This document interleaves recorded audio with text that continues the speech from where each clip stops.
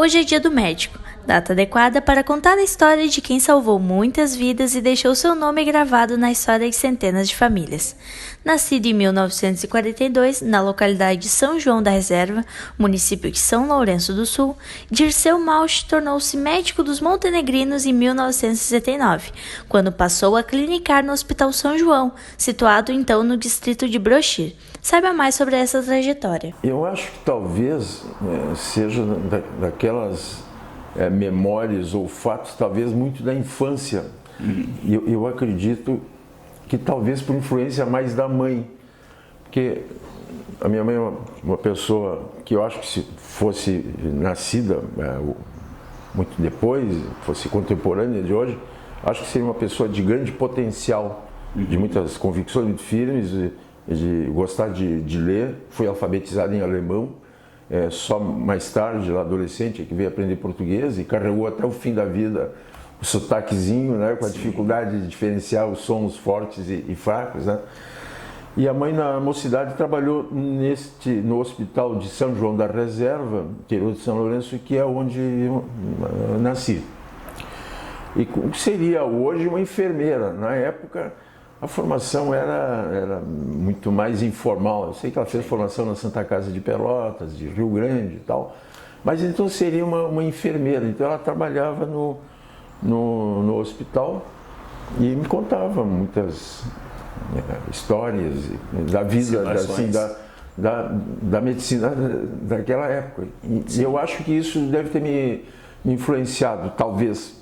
Hoje eu vejo talvez nisso aí. Durante a faculdade em Porto Alegre, né, Você estudou onde, doutor? Eu fiz curso de medicina na URGS. Na URGS, em que ano? Eu comecei em 1962 e me formei em 1967, 2 de dezembro de 1967.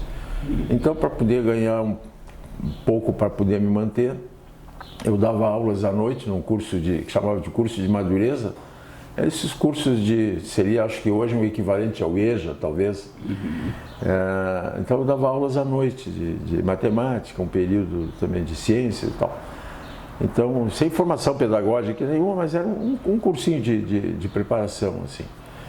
E quando o senhor se formou, doutor, para onde que o senhor foi designado? Qual é que foi a sua primeira experiência como profissional da saúde? A minha primeira experiência como profissional foi em Jaquirana, que na ocasião era um longínquo distrito de São Francisco de Paula, a quase 80 quilômetros de São Francisco, uns 50, 60 de Cambará do Sul, de Bom Jesus, uns cento e poucos de Caxias. Então, longe de tudo. Longe de tudo. Então, no lugar tinha um hospital e tinha ficado por um período sem médico até, e 2 colegas meus que queriam trabalhar junto passaram por lá, mas viram que não comportaria para 2 profissionais. E aí, através deles, eu fiquei sabendo e aí nos comunicamos e então eu terminei ficando 1 ano lá. E depois a vinda para Brochir se deu em função de que a irmã Odila foi uma outra pessoa que muito forte na minha vida, quase que uma segunda mãe, talvez, assim, em importância. Ela foi transferida para Brochir e uns meses depois da vinda dela, o médico que trabalhava lá retirou, foi a Porto Alegre, surgiu a vaga e ela me indicou para a diretoria do hospital. Aí eu fui procurar, vim a Brochir, nos acertamos e comecei então a trabalhar. E os trabalhadores rurais ainda estavam muito a descoberto. E começou o atendimento aos trabalhadores rurais pelo chamado Fundo Rural, que era uma autarquia ou não sei precisar bem, não sei de que Ministério da Saúde, provavelmente. Sim. E que fazia convênios globais que eram intermediados pela Associação Médica do Rio Grande do Sul para os municípios. Então, cada município recebia um valor fixo mensal para, com isso, prover assistência à saúde aos seus munícipes rurais. E em Montenegro, esse convênio com o Fundo Rural, quem tinha era o Hospital de Brochir, e só o Hospital de Brochir. O Hospital Montenegro não tinha aderido a esse plano. Então, o atendimento da população rural de Montenegro, pela incipiente previdência, Fundo Rural, era feito lá em Brochir, abrangendo os municípios emancipados depois. Como é que se dava esse atendimento particular? tanto em relação aos hospitais como aos profissionais. Quem podia pagar, pagava. Quem não podia pagar, não pagava. Então, não tinha atendimento, não tinha atendimento. Eu dava o mesmo atendimento sem receber. O senhor vê uma evolução em relação a isso, com a criação do Sistema Único de Saúde? O senhor acha que hoje em dia o acesso à saúde é mais fácil do que naquela época? Como é que o senhor compara? Sem dúvida nenhuma. Sem dúvida nenhuma. Assim, então, desse atendimento que era de forma ainda muito incipiente, feito já por Previdência e mais das vezes particular. Daí que existiam os hospitais de caridade e tal. Por quê? Porque o rendimento dos atendimentos particulares subsidiava o atendimento aos que não podiam pagar. E médico também atendia, não podia pagar, atendia. Recebia às vezes uma dúzia de ovos ou alguma coisa como pagamento ou agradecimento, mas se atendia. Mas a universalização da Previdência, a criação do SUS, sem dúvida, foi um grande avanço.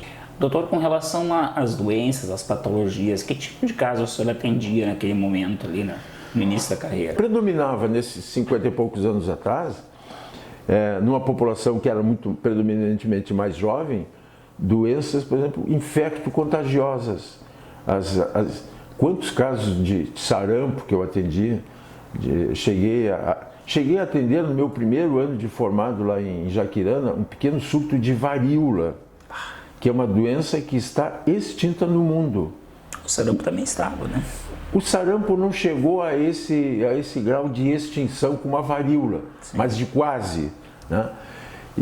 Então, varíola, por exemplo, ninguém mais, médico nenhum, hoje nunca mais vai ver um caso de varíola. Nem lembro o que é. Bom, então as doenças infecto-contagiosas, né? Sarampo, varicela, coqueluche, difteria, tétano, enfim, desnutrição, anemia, gastroenterites, né? Diarreias, enfim, doenças decorrentes de desnutrição, de processos infecciosos, muito relacionados às baixas condições sanitárias, né? Assim por diante. O que mudou então fundamentalmente? Vacinação. Então, a vacinação é que fez com que a varíola esteja extinta, com que o sarampo estivesse quase extinto, a poliomielite, assim por diante. Então, a vacinação foi um passo fundamental. De outro lado, o surgimento cada vez maior dos antibióticos. Você não pode esquecer que o primeiro antibiótico, acho que foi a streptomicina, surgiu lá por 1942, por aí, né? Foi o primeiro antibiótico. Então, só a partir daí é que começamos a poder tratar efetivamente as doenças infecciosas. Então,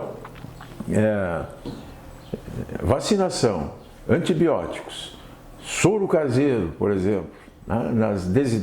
na desidratação. Então, isso foi fazendo com que as crianças morressem menos nos primeiros anos de vida e entrassem na maturidade. E lá na maturidade, o que predominam? As doenças crônicas não transmissíveis. São doenças, no geral, degenerativas, que têm como envelhecimento seu principal fator de risco. Então, nós estamos hoje muito mais necessitados de tratar e prevenir, né, doenças crônicas não transmissíveis. Por exemplo, quais? A hipertensão arterial, o diabetes, a dislipidemia, que são alterações das gorduras, né, metabólicas, das gorduras no sangue, as doenças cerebrovasculares, como infarto, como os AVCs, as doenças pulmonares degenerativas, o enfisema pulmonar, que leva à insuficiência respiratória, as doenças neurológicas degenerativas, relacionadas, por exemplo, à mobilidade das pessoas, mal de Parkinson, um capítulo importante, recente, cada vez mais preocupante, das demências, né? Em que o Alzheimer é a forma principal, mas não a única, que normalmente se quase confunde com os sinônimos, mas não. Alzheimer é um capítulo, é um tipo de demência, né? Temos que tratar agora o câncer, né? Por que a incidência de câncer aumenta? Primeiro, porque se tem muito mais recurso de diagnóstico. Sim. Segundo, porque as pessoas que não morreram de sarampo na infância terão chance de morrer de câncer de próstata na velhice. Quais eram as ferramentas de diagnóstico, meu Deus do céu, que se tinha? Era a anamnese, que é o interrogatório do doente, que ainda é o pilar, é a base de qualquer processo de tratamento, de diagnóstico médico. A velha e boa anamnese, depois o exame físico, que com certeza os médicos formados há 50 anos atrás, foram muito mais treinados para fazer exame físico, para palpar, para olhar, para auscultar, para percutir, do que hoje. Mas o arsenal tecnológico era paupérrimo. Eu sou de um tempo que raio-x era o grande recurso de imagem que se tinha. E equipamentos de muito inferior desempenho, rendimento do que os de hoje. Então o que se tinha de imagem era radiologia, quando se tinha. Porque quando eu comecei em Brochet, nem isso. Tinha um pequeno aparelho de 25 mA, doação do Fundo Rural, que dava praticamente para ver ossos, para tu ver, diagnosticar fraturas e poucas coisas mais. Então não existia ainda ecografia, tomografia, ressonância magnética, as endoscopias por fibra óptica. A incipiente endoscopia era rígida, por tubo, endoscopia digestiva alta de estômago, era feita por um tubo rígido. Então, o que permitia ver alguma coisa, era quase como engolir espada. Assim. Meu Deus do céu. Isso.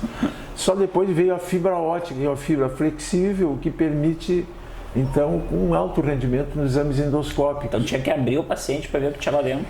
Então, muitas vezes, e devo ter feito várias vezes isso, e isso não era na época nenhuma picaretagem, se abria um abdômen, isso chamava laparotomia exploradora. Assim, como hoje se faz uma laparoscopia, que é um procedimento minimamente invasivo para enxergar por dentro a cavidade abdominal, e aí depois tomar a decisão do que fazer, muitas vezes o recurso que se tinha realmente era abrir e aí ver o que havia e naquele momento resolver, se é que pudesse resolver. E tinha que tomar decisão na hora. E tinha que tomar decisão na hora. Encontrei um tumor que eu não sabia que existia. Isso. Estipava na hora. Isso, ia ver na hora. Então, os procedimentos minimamente invasivos, né, de laparoscópicos e tal, nada disso existia ainda e foi sendo incorporado aos poucos. Você não acha que os médicos que estão se formando hoje estão muito dependentes disso, doutor? Acho. Dessa tecnologia? Acho. Porque o que muitas vezes se faz? Se pega uma folha que tem 50 exames relacionados de laboratório, com um quadradinho para colocar uma cruzinha, e se começa e coloca a cruzinha em todas. E isso, ao invés de talvez aumentar a acuidade, traz confusão, mais confusão, porque os exames têm seus falsos positivos, seus falsos negativos e tal. Então, primeiro se pede exame e depois se conversa com o doente, se é que se conversa com o doente. Então, nesse período todo se ganhou muito de acuidade diagnóstica pelos exames. Está muito mais fácil fazer medicina e acertar diagnóstico hoje do que no meu tempo, mas eu acho que a medicina perdeu muito desse lado artesanal, pessoal, de entendimento, né? Os médicos são menos humanos, doutor?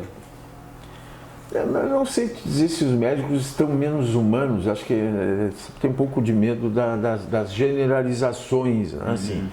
Mas existem com certeza modificações geracionais. A forma do exercício da medicina com certeza modificou, na maioria dos aspectos, para melhor, né? Mas com a existência de poucos recursos e de poucos médicos, o médico que trabalhasse numa localidade, como foram os anos iniciais em Brochet, com aqueles poucos recursos existentes se vivia e se morria. E havia por parte da população em relação ao seu médico uma grande confiança e por parte do médico em relação à sua população um grande compromisso. Me lembro de uma frase num congresso que eu fui de clínica médica, guardei essa frase do professor, que mais importante do que tratar a doença que a pessoa tem é tratar a pessoa que tem a doença, que é uma visão mais global da pessoa. Então hoje, para tratar pedacinhos, gavetinhas de cada um, cada profissional trata uma gavetinha. Então antes em Brochet eu era o médico que fazia o parto, que atendia a criança, que atendia o adulto e que atendia o vovô. Era assim, era isso. Hoje, ao longo da vida, qualquer pessoa passa por 10, 15, 20, 30 médicos. Sim. E às vezes não tem nenhum. À medida que se perde o conhecimento, que se ganha conhecimento em profundidade, se restringe o conhecimento em extensão. Então o médico passado sabia um pouco sobre muitas coisas. E hoje um especialista, ele sabe muito sobre pouca coisa. Quase sabe tudo sobre nada, né?